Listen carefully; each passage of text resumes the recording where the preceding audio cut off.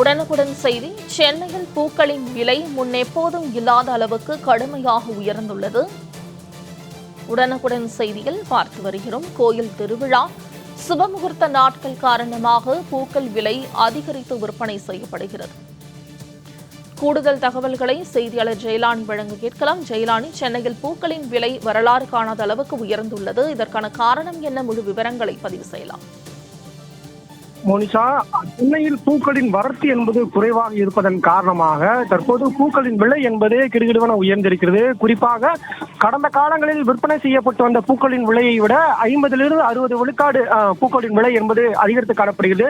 குறிப்பாக மல்லிகைப்பூ அதிகமாக வாங்கப்படக்கூடிய சூழ்நிலையில் மதுரையை மையப்படுத்தி மல்லிகைப்பூ அதிகமாக கொண்டு வரப்படும்.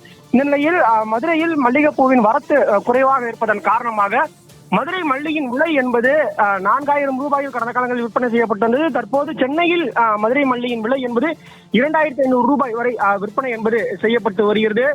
குறிப்பாக ஐஸ் மல்லியின் விலை 2500 ரூபாய்க்கும், ஜாதி மல்லி முன்பு எப்போதும் இல்லாத அளவிற்காக 2500 ரூபாய்க்கும் விற்பனை செய்யப்பட்டு வருகிறது. சாமந்தி விலை 200க்கும், நாட்டு பன்னீர் ரோஜாவின் விலை என்பது 600 முதல் 800 ரூபாய்க்கும் விற்பனை என்பது செய்யப்பட்டு வருகிறது. அதே போன்று சாமங்கி பூவின் விலை என்பது 300 முதல் 350 ரூபாய் வரை விற்பனை என்பது செய்யப்பட்டு வருகிறது.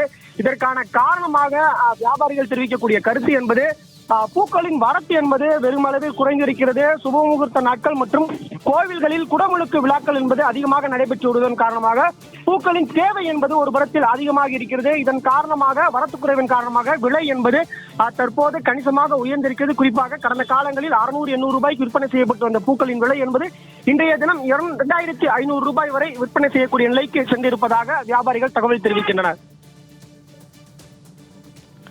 ஜெயலானி, தகவல்களுக்கு நன்றி.